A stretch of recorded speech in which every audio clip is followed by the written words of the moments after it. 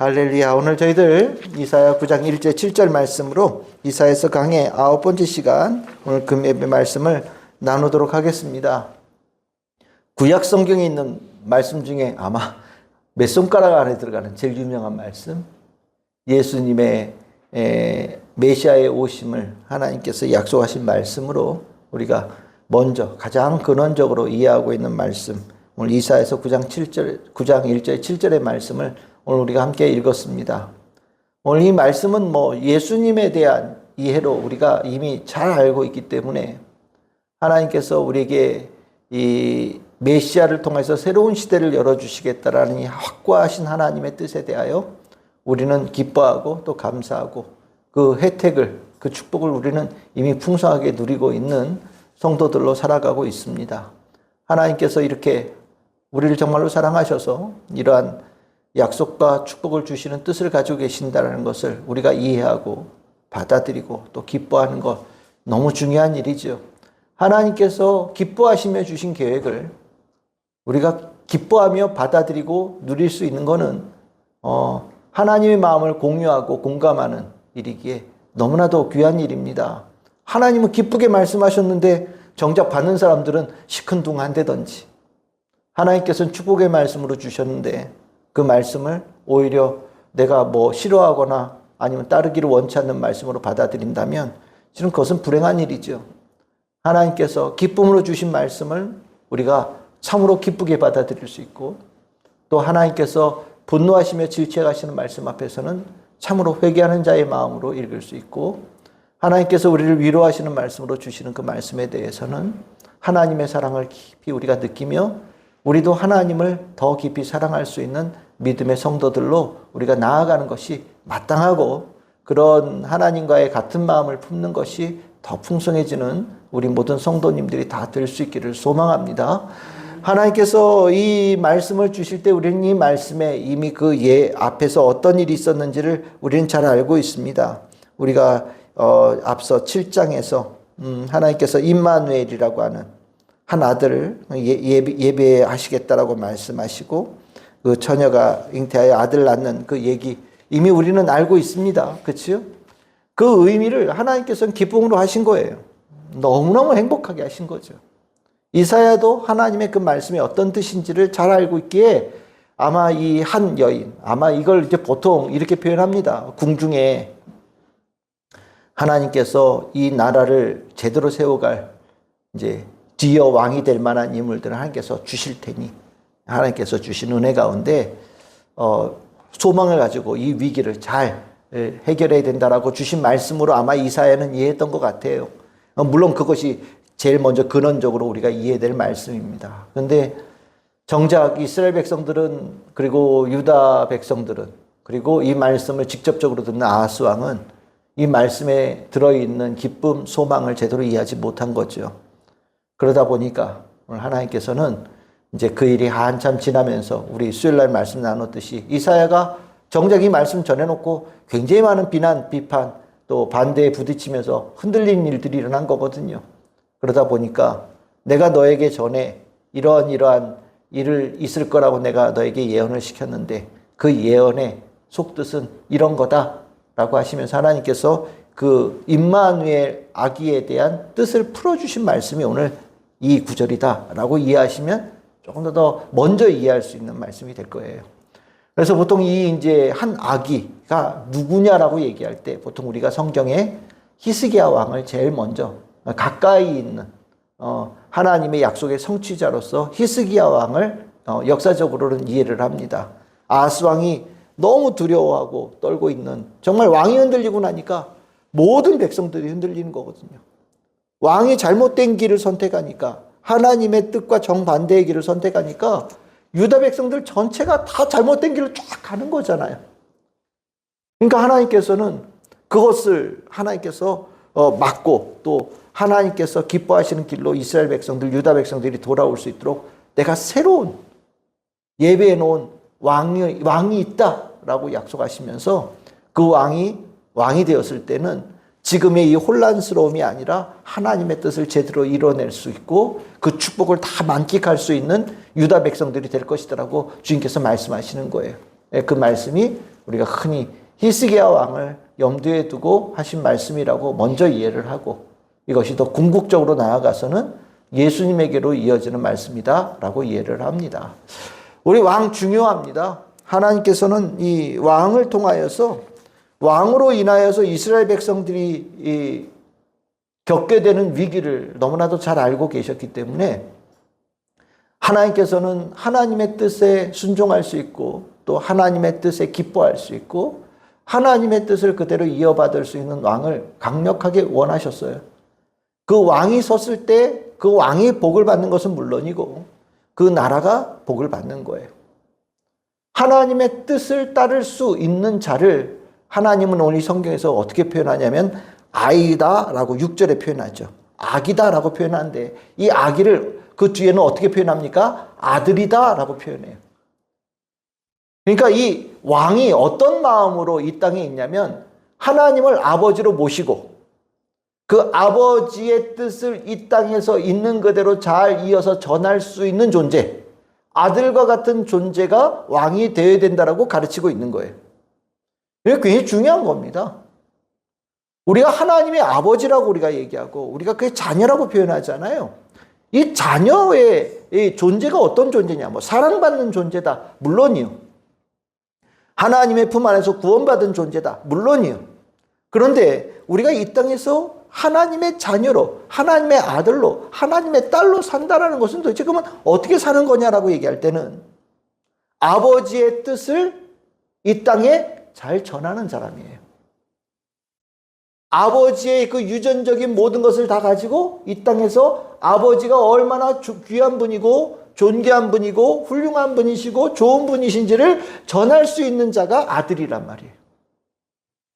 아버지가 어떤 분인지를 아들 보고 사람들이 하나님 아버지를 찾을 수 있게끔 만드는 존재가 아들의 역할이라는 거죠. 그래서 우리가 왕에 대해서 가장 높게 평가하는 왕이 누구냐? 다윗 왕을 얘기하는 거예요. 왜? 다윗은 하나님의 성품을 잘 그대로 간직하여서 하나님이 어떻게 하기를 원하신지를 잘 전했던 사람이 다윗이라는 거죠. 그러다 보니까 나중에 하나님의 아들 메시아가 이 땅에 올 텐데 그 아들을 다윗의 후손 중에서 온다라고 얘기하잖아요. 그렇죠? 다윗처럼 하나님을 기쁘시게 하는 자, 하나님의 뜻을 그대로 전할 수 있는 자로 하나님 그분이 이 땅에 오실 거다. 메시아다. 이렇게 우리가 표현합니다. 우리가 이 땅에 살면서 한 아기를 통해서 이 땅에 하나님께서 어두움을 대신해서 빛으로 바꾸시는 역사를 하시겠다고 약속하시는데 그 일을 누굴 통해서 하신다고요? 하나님의 아들을 통하여서, 하나님의 딸을 통하여서, 다른 말로 표현하면 우리를 통하여서 그 일을 하시겠다고 먼저 말씀하시는 거예요. 예수님께서 이 땅에 오셔서 그 일을 하셨죠? 예수 믿는 우리는 예수님이 하셨던 그 일을 이 땅에 전하고 드러내고 알리는 역할을 해야 되는 거죠. 그것이 하나님의 자녀 되어진 자의 가장 기본적인 삶의 모습이라는 겁니다. 아하스는 아버지와 분리되어진 자가 된 거예요. 하나님과 분리되어져 버린 거예요. 하나님의 뜻은 이런데 아하스는 완전히 다른 길로 가는 거예요. 그러니까 하나님은 다른 길로 가는 아하스와 절연을 해버리신 거예요. 더 이상 하나님께서 그를 하나님의 뜻을 전하는 건강한 왕으로 인정하지 않으시는 겁니다. 그리고 나니까 하나님께서 내가 이 상황 속에서 내 뜻을 제대로 전할 수 있는 새로운 왕을 세워주겠다. 그게 누구냐? 한 아이가 태어날 것이고 그가 나와 늘 함께하는 임마누엘과 같은 왕이 될 것이다라고 전하는 거예요. 그래서 우리가 이 말씀을 이렇게 읽으면서 뭐 왕에 대한 얘기도 이해하고 예수님에 대한 이야기도 하지만 내가 그 아들이다라는 인식을 가졌으면 좋겠어요. 내가 그 아들의 축복을 받은 자, 양자로 택함을 받은 자, 양자 삼게 되어진 자로 내가 살아가고 있다는 것을 기억하시면서 내가 하나님의 뜻을 가지고 어둠 속에서 빛으로 바꾸는 이 역사를 이뤄낼 귀한 사명감이 있다는 거. 하나님의 뜻, 하나님 아버지를 나를 통해서 아버지가 모든 것이 잘 드러날 수 있는 삶이 되겠다라는 결단들을 우리 성도들이 꼭 먼저 가지면 좋겠다라는 생각을 갖습니다. 그럼 이렇게 아버지의 아들이 아들 되어진 왕이 통치하게 되면 어떤 일이 일어나느냐? 1절로 다시 돌아가면 고통 대신에 고통과 흑암의 땅이 변하여서 멸시를 당하던 자가 영화롭게 된다라고 표현합니다. 어둠 속에서 완전히 빛으로 완전히 전환이 되는 거예요. 이게 하나님께서 임하시는 곳에 그 일이 있고 이것이 이스라엘 백성들에게 하나님께서 주시고자 하는 큰 계획이라는 것을 하나님께서 우리에게 가르쳐 주시는 거예요. 어둠 속에서 조금 밝은 거, 어둠 속에서 조금 희미하게라도 뭐가 보이는 거, 이런 정도가 아니라는 거죠. 하나님의 스케일은 완전히 다르시지요. 완전한 깜깜함에서 완전한 빛으로 우리들의 삶을 완전히 전환시키는 것이 하나님의 뜻이고 그것이 하나님의 축복입니다. 우리는 그것을 기대하면서 또 그것을 믿으면서 또 그것에 대한 은혜를 미리 경험하면서 하나님을 찬양하고 하나님을 따르는 자가 되는 거예요.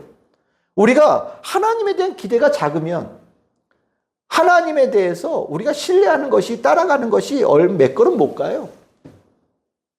요 위기만 조금 벗어나면 나는 충분해요 라고 얘기하는 사람들은 하나님께서 그 위기 조금 벗어나면 가던 길 멈추고 다시 자기 가던 길로 돌아갑니다. 하나님은 더 많은 것들을 준비해 놓으셨는데 정작 우리가 하나님에 대한 기대를 못하는 경우들이 있거든요. 근데 하나님은 이사야를 통해서 분명히 말씀하셔요. 너희들이 완전한 깜깜함의 삶에서 완전한 빛의 삶으로 내가 완전히 바꿔놓기를 원한다. 그러니 너희들은 끝까지 나와 함께 동행하는 유다 백성들, 하나님의 백성이 되기를 원한다라고 이사야를 통해서 말씀하시는 겁니다. 여러분들 가장 빛의 삶이 어떤 것인지 여러분들 상상이 되십니까?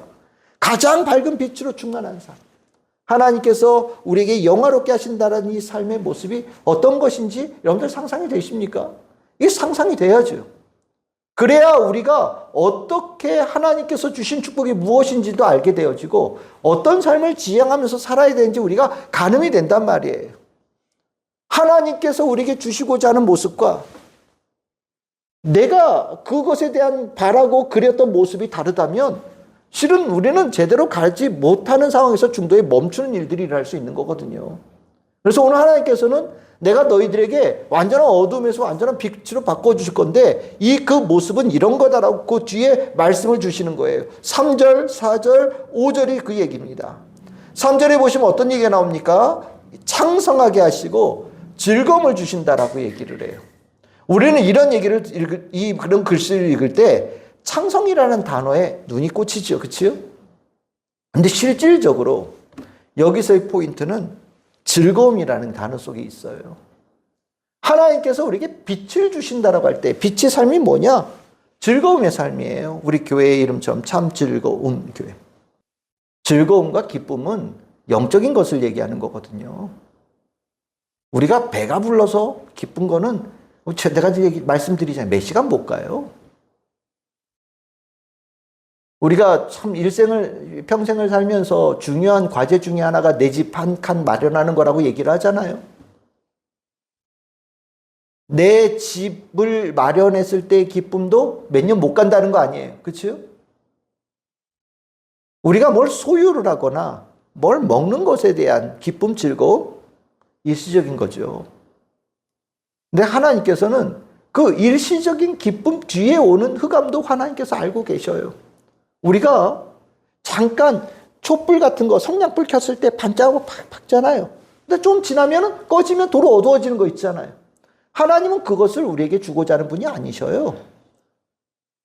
영원히 꺼지지 않는 빛에서 우리가 완전히 빛 가운데 24시간 365일 평생을 살 수 있는 여건을 주기를 원하신단 말이에요. 그 빛의 삶이 뭐냐? 하나님께로부터 비롯되어진 즐거움, 기쁨으로 채워진 삶이에요. 영적인 기쁨이죠. 이 영적인 기쁨은 시간이 지난다고 고갈되어지거나 어떤 환경적인 조건에 의해서 좌우되어지는 기쁨이 아니에요. 하나님만 생각해도 좋고 하나님만 바라보아도 행복하고 너무나도 삶에 만족이 넘치는 즐거움을 얘기하는 거예요. 우리가 신앙생활을 하는 데 있어서 뭘 이루어내는 것으로 즐거움을 찾으면 교회 하나님 제대로 설 수가 없습니다.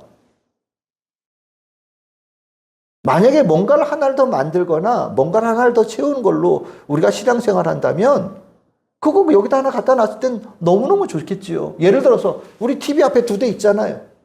이것도 우리 입장에서는 큰 거예요. 하나 이거 생겼을 때 너무 좋죠. 근데 이제는 당연하지 않습니까? 뭐 이거 보면서 너무 좋다 뭐 이런 거 없잖아요. 예. 물론 이게 없는 것보다는 있는 게 너무 좋지만 뭐 이걸로 인해서 볼 때마다 너무 행복해요. 뭐 이건 아니잖아요. 우리 신앙생활이 그렇단 말이에요. 뭐가 이렇게 뭐가 더 있고 뭐가 꽉 차고 뭐가 뭐 점점 늘어나면 좋죠. 사람인지라 좋은 거예요. 그런데 정말 물어봐야 될 것은 아무것도 없어도 하나님 한 분만으로 내가 즐거운가에 대해서 물어봐야 되는 거예요. 정말로 이게 없어도 하나님께 예배드리는 것이 내가 감사하고 기쁘고 즐거운가를 물어봐야 되는 거예요. 그것이 하나님께서 우리에게 주시고자 하는, 하나님께서 우리에게 새롭게 얻게 하고자 하시는 빛 가운데 살아가는 참된 즐거움의 삶이라는 거죠.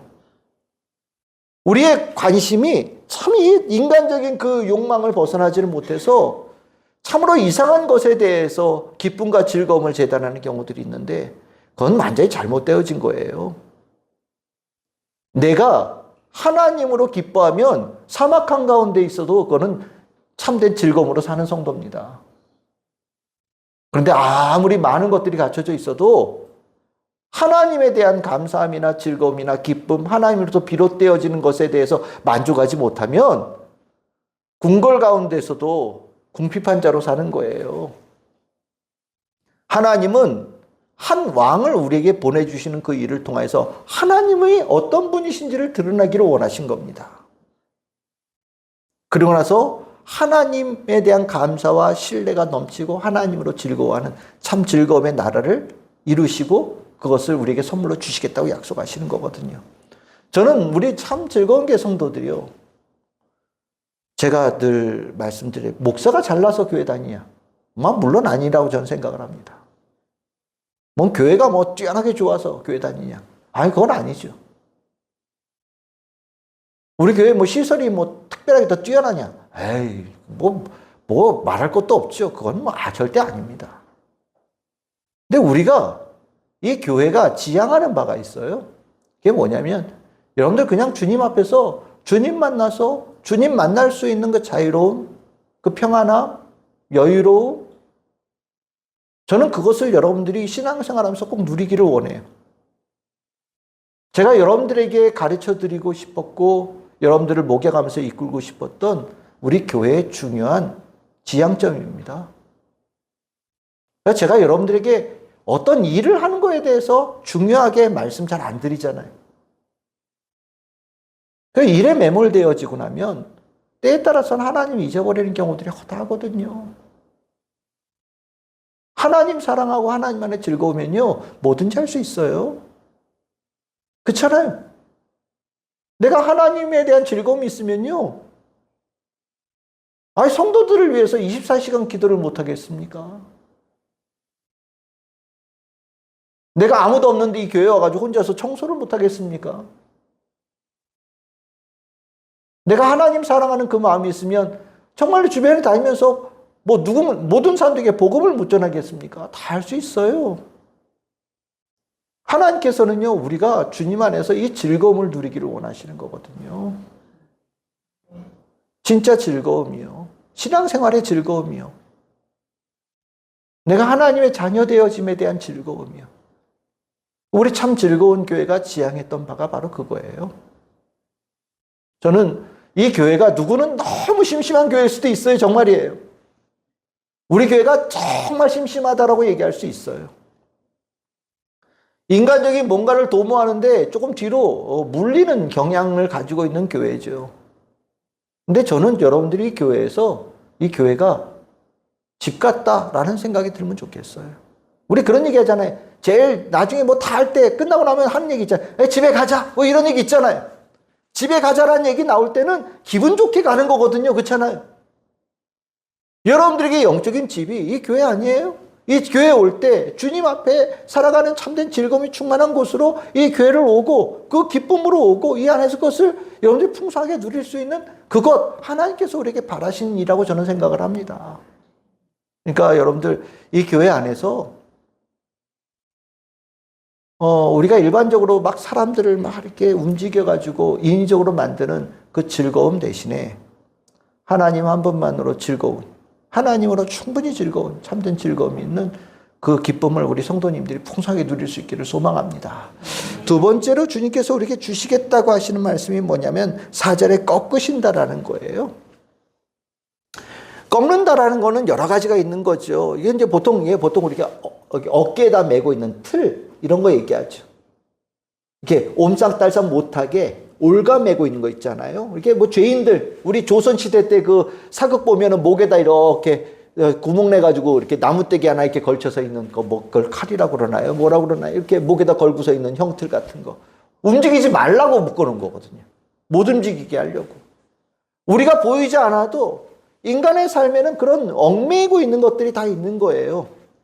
하나님의 눈에는 보이는 거죠. 우리가 참 많은 것을 스스로 얽어매기도 하고요.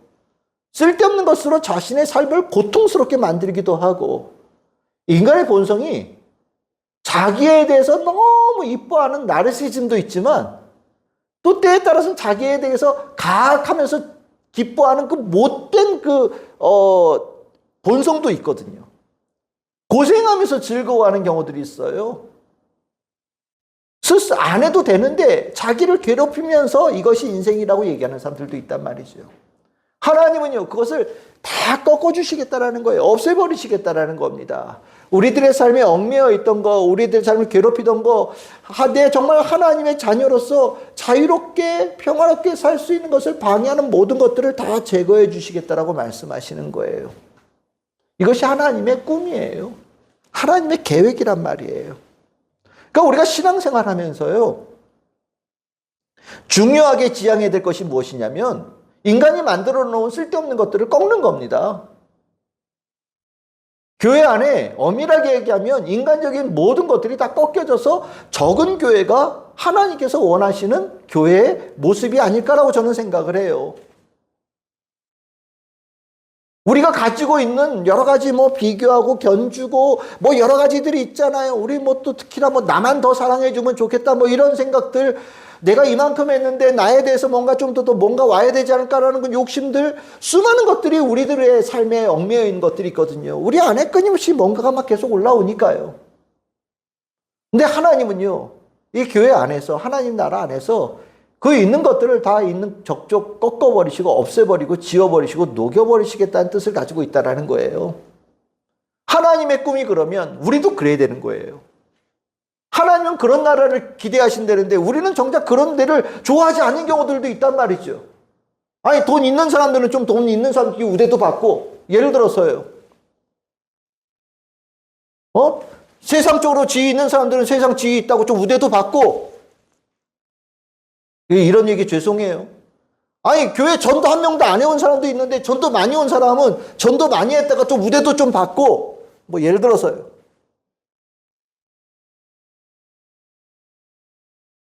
교회 오래 다닌 사람은 교회 오래 다녔다고 우대도 좀 받고, 이런 뭔가를 자꾸 이렇게 우리 안에 만들어가면서 그것들로 귀에 담을 쌓으려고 하는 것들이 있단 말이죠. 그게 내가 원하는 천국이고 하나님 나라예요 얘기하는 분들도 계셔요. 그런데 하나님의 뜻은 아니라는 거예요. 있는 거 없애는 게 하나님의 뜻이에요. 지워버리는 게 하나님의 뜻이에요. 꺾어버리시는 게 하나님의 뜻이에요. 우리가 이해해야 돼요, 이거를. 그래야 하나님께서 우리를 이끌어 가실 때, 아, 내가 제대로 가고 있구나. 너무 좋아. 이런 마음으로 그 안에 들어갈 수 있는 거지. 하나님은 그런 나라를 이끌어 가는데 내가 원하는 건 다른 쪽이라고. 아, 난 그런 데는 안 가요. 뭐 이렇게 버티게 되어지면 하나님과 우리 사이에 공감이 안 되는 거잖아요. 그건 문제가 생기는 거죠. 하나님께서 우리에게 주시고자 하는 이 빛의 세계가 무엇인지 4절을 통해서 분명히 이해할 수 있기를 바랍니다. 5절입니다. 5절에는 무슨 말씀을 하십니까? 어지러이 싸우는 군인들의 신과 피 묻은 겉옷이 불에 섭같이 살라진다. 싸움 얘기하는 겁니다. 인간 싸워요. 우리도 계속 요즘에 전쟁 얘기 나오고, 뭐 모르는 사람하고는 잘 안 싸우죠. 우리의 싸움의 보통은 가정 안에서 일어나고요. 부부 사이에 일어나고, 부모와 자녀 사이에 일어나고, 이웃과 싸움이 나고, 직장 동료와 싸움이 나고, 그러다 보니까 우리에게는 이제 또 이게 어떻게 되냐면 교회 안에 성도들끼리도 싸움이 나요. 이게 인간의 본성이거든요. 이기고 싶어요. 지고 싶은 사람이 없어요. 다 이기고 싶어요. 그러니까 예수님께서 마지막에 식사하시면서 제자들에게 발을 씻기실 때 그 모습은 승리자의 모습은 아니거든요. 다 이기고 싶어하는 사람들을 봤을 때 아니 남의 발을 씻겨준다고 하는 건 진 거 아니에요? 그러니까 예수님의 그 모습을 썩 좋게 안 보는 겁니다. 십자가 진 거죠. 아, 이긴 사람이 십자가에 달려 있습니까? 그러니까 십자가의 예수는 패배의 전형이에요. 원하지 않는 거죠. 근데 예수님께서는 오셔서 진짜 맨날 지신 것 같아요.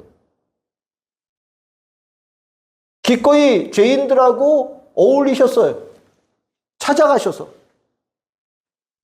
세상 사람들의 눈에 볼 때는 진 거예요. 피 흘리는 사람들, 귀신 들린 사람들 맨날 찾아가셨어요. 아무도 옆에도 안 가는 사람들인데 지신 거예요. 죽은 사람들 살리시는데 관심을 가지셨어요. 죽었다? 진 거잖아요. 근데 예수님은 그런 분들이 관심이 있어요. 배고픈 사람들, 뭐 이런 분들. 예수님은 내내 지셨던 것 같아요. 아니, 태어나자마자 막 그 애기들 죽인다고 복음서에 보면은 도망도 가셨잖아요. 그치요? 태어나면서부터 이 땅에서 십자가에 돌아가실 때까지 내내 지신 것 같아요. 그런데요, 예수님께서 이 땅에 오셔서 그 모습을 오늘 성경이 이렇게 표현하는 거예요. 싸우는 걸 원치 않는다라는 겁니다. 이기려고 하는 모든 욕망이 잘못되어졌다는 것을 가르쳐 주겠다 하시는 거예요. 이게 하나님의 뜻이라는 겁니다. 빛이라는 곳은 어떤 곳이냐? 이기는 게 없는 자리예요. 이게 중요한 겁니다. 실은 우리가 본성이 안 맞아서 이거 제대로 동의가 안 되는데 하나님의 나라는 이기는 게 없는 나라예요. 이기고자 하는 자는 못 들어가는 곳이 하나님의 나라라고 저는 생각을 해요. 그러니까 예수님께서 섬겨야 된다. 높아지고자 한다면 낮아져야 된다라고 얘기하시는 이유가 바로 그거죠. 그것이 하나님 나라에 합당하다고 말씀하신 거거든요. 이기려고 하는 사람은요, 결국에 하나님 나라하고 안 맞아요. 하나님도 이기려고 하는데 어떻게 맞겠어요? 계단을 하나씩 올라간다고 칩시다. 교회에서 제일 약한 사람 골라서 먼저 이겨요. 이기고 나면 그 다음 단계로 올라가고 그 다음 단계, 그 다음 단계, 그 다음 계속 올라가는 거예요. 결국에 이제 마지막에는 뭐 목사도 이겨봐야죠. 예. 담임 목사 이겨봐야죠. 그 전에 전도사 거치고 사모 거치고 다 거쳐서 오는 거예요. 그리고 이제 목사 이기고 나면 내가 이겼어. 그리고 이제 쭉 하는 거죠. 그러면요. 목사 이기면요. 좋아요? 목사 이기면. 목사 이겼는데 재밌죠? 교회를 떠나요. 목사 이긴 사람들 다 교회 떠납니다. 응? 이게 더 가면 하나님한테도 싸워서 이기려고 그래요. 바벨탑이에요. 인간의 욕망이에요. 그게 들어있는. 이걸 솔직하게 우리 인정하는 거예요. 저도 그랬으니까. 저도 그러고 있고. 지기 싫으니까. 하나님에 대해서도 이겨보고 싶은 욕망을 가지고 있어요. 싸우려고 그래요. 하나님하고 뭘 놓고 하나를 놓고 대결을 벌이는 거예요. 내가 이기나 하나님이 이기나. 뭐 그런 얘기 여러분들 많이 들어보셨죠? 내가 이기나 하나님이 이기나 한번 해보자. 예. 그거 진짜 무서운 얘기입니다. 그런 얘기를 할 수 있다는 자체가 용감하다고 저는 생각이 들어요. 강청하는 기도, 강청을 하나님을 이기는 기도라고 생각한다면 그거는 완전한 오산이에요. 근데 그 기도의 얘기를 가끔 해요. 저 많이 들었거든요. 하나님이 이기면, 내가 하나님이 이겼다고 칩시다. 하나님이 이기면 내가 있을 곳이 천국이겠습니까? 지옥이겠습니까? 무서운 얘기입니다. 하나님은 이겼는데, 이겼다고 하는데, 있을 곳은 승자의 진짜, 빛의 자리가 아니라 어둠의 자리가 되는 거예요. 결국, 지는 거예요. 하나님께서 우리에게 주시고자 하는, 저도 상관없는 나라예요. 이겨야 살 수 있는 나라가 아니라, 저도 상관없는 나라예요. 이기지 않아도 되는 나라예요. 싸우지 않아도 되는 나라고 싸우기 위해서 피 흘리지 않아도 되는 나라예요. 그게 빛의 나라라는 거예요. 이해가 되시죠? 우리가 교회 안에서도 그냥 비유적으로 얘기해보자. 교회 안에서 이기려고 하는 자체가 잘못된 거예요. 제가 늘 감사하게 생각하는 분들이 누구냐면 져주는 분들이에요. 누가 이기겠다고 막 나설 때 그걸 품어서 스펀지처럼 품어가지고 자기 안에서 끝내주는 분이에요. 진 거죠. 세상 사람이 볼 때는 내가 그 사람은 진 거라고 보지만 저는 진 거라고 안 봐요. 그분이 하나님의 영적으로 이긴 거예요. 그분에겐 이기려고 하는 그것이 별 의미가 없다라는 거 알고 있는 분이에요. 그것을 예수님께서 하나님의 뜻을 가지고 이 땅에 오셔서 보여주신 거거든요. 저는 생각을 하거든요. 우리가 이 하나님께서 한 아기를 이 땅에 보내주셔서 내가 이루고 싶은 나라가 이런 나라다라고 가르쳐 주셨을 때 우리는 그것에 대해서 함께 공유할 수 있어야 돼요. 그래야 그 나라에 하나님의 축복의 사람으로 함께 그 자리에 있을 수 있는 자가 되어지는 겁니다.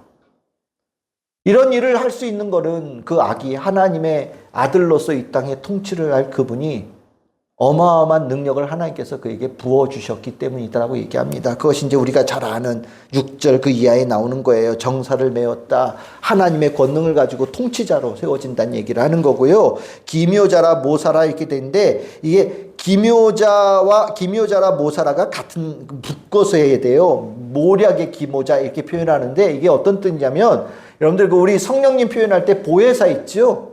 보혜사, 지혜의 영, 보혜사. 그 지혜가 충만한 자로서 하나님의 이 땅에 다스리는 그 일들을 잘 해내는 존재라고 보시면 되는 거예요. 너무 지혜로운 존재. 그리고 거기에 전능하신 하나님. 다르게 표현하실 것도 없어요. 아버지가 전능하신 하나님이에요. 그 아들이에요. 그 권능을 그대로 이어가는 자. 그리고 영존하시는 아버지. 똑같은 의미예요. 아버지의 그 품성을 그대로 품은 자. 그리고 그가 이룰 것은 하나님께서 정말 이루고자 하신 것을 이루어내는 평강의 왕. 그 존재는 한 사람이죠. 근데 하나님께서 그에게 하나님의 능력을 부어주셔서 하나님께서 이루고자 하시는 그 일을 하나님께서 그를 통해서 만드시겠다라고 약속하시는 거예요. 그래서 맨 마지막에 그것에 대한 보증도장을 어떻게 찍고 계시냐? 여호와의 열심히 일을 이룰 것이다. 7절 맨 마지막에 나오죠.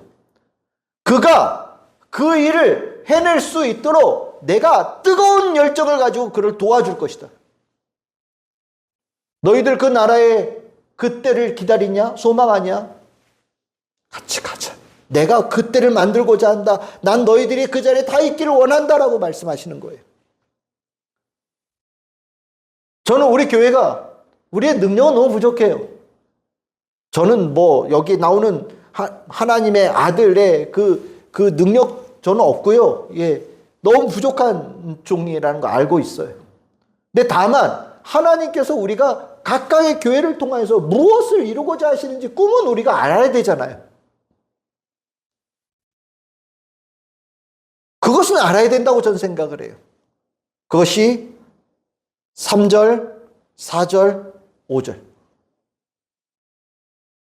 우리 교회가 이렇게 되기를 원합니다. 그래서 우리 교회 안에서 하나님께서 바라셨던 일들을 많은 이들이 경험할 수 있기를 원하고 그 안에 깊이 거할 수 있기를 바라요. 하나님의 꿈을 이 한 아기를 임마누엘이라고 하는 아기를 통해서 이루고자 하는 이 뜻이 있다는 것을 우리에게 알려주셨으니 우리도 아멘으로 받고 함께 이것을 따르고 또 전하고 그 가운데 깊이 거하는 우리 참 즐거운 게 모든 성도들 다 될 수 있기를 주님의 이름으로 축복합니다.